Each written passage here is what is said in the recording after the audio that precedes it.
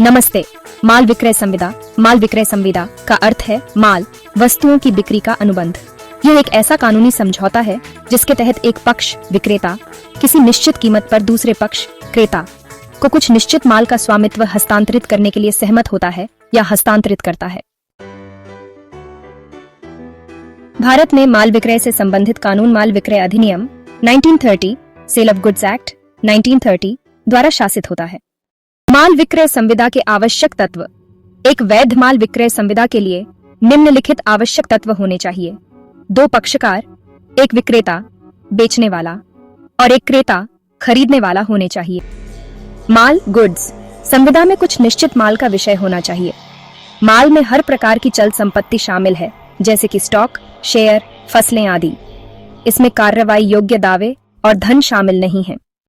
कीमत। माल के लिए एक निश्चित कीमत या कीमत निर्धारित करने का तरीका संविदा में तय होना चाहिए। यह नकद, चेक या किसी अन्य वैध माध्यम से हो सकती है। माल के स्वामित्व का हस्तांतरण। विक्रेता का इरादा माल का स्वामित्व क्रेता को हस्तांतरित करने का होना चाहिए। स्वामित्व का हस्तांतरण तत्काल हो सकता है या भविष्य में किसी निश्चित तिथि पर या किसी शर्त के पूरा होने पर हो सकता है। प्रस्ताव और स्वीकृति। एक वैध अनुबंध बनाने के लिए विक्रेता द्वारा माल बेचने का प्रस्ताव और क्रेता द्वारा उसे खरीदने की स्वीकृति होनी चाहिए। अन्य आवश्यक तत्व। अनुबंध के अन्य सभी आवश्यक तत्व, जैसे कि स्वतंत्र सहमति, अनुबंध करने की क्षमता, वैध उद्देश्य आदि भी मौजूद होने चाहिए। विक्रय संविदा के प्रकार। माल विक्रय संविदा को विभिन्न आधारों पर वर्गीकृत किया जा सकता है, जिनमें से कुछ प्रमुख इस प्रकार हैं। वर्तमान माल का विक्रय। जब विक्रेता के पास पहले से ही माल मौजूद होता है और वह तुरंत या भविष्य में उसे बेचने का अनुबंध करता है। माल विक्रय संविदा के प्रकार। माल विक्रय संविदा को विभिन्न आधारों पर वर्गीकृत किया जा सकता है, जिनमें से कुछ प्रमुख इस प्रकार हैं। वर्तमान माल का विक्रय।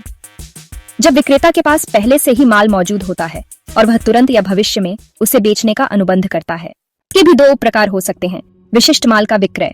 जब अनुबंध के समय विशेष रूप से पहचाने गए और सहमत माल की बिक्री होती है। उदाहरण के लिए यह विशेषकार। निर्दिष्ट माल का विक्रय।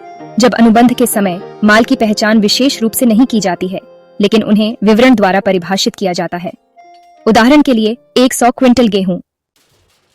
के माल का विक्रय। जब अनुबंध के समय माल अस्तित्व में नहीं होता है, लेकिन विक्रेता भविष्य में उसका उत्पादन या अधिग्रहण करके क्रेता को बेचने का वादा करता है, यह केवल विक्रय का करार होता है, न कि तत्काल विक्रय। सशर्त विक्रय या कंडीशनल सेल तब होता है जब माल का स्वामित्व क्रेता को कुछ शर्तों के पूरा होने पर हस्तांतरित किया जाता है।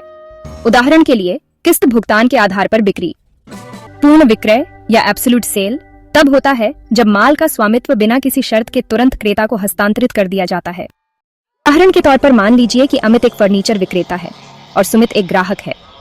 उनके बीच एक माल विक्रय संविदा का एक उदाहरण इस प्रकार हो सकता है।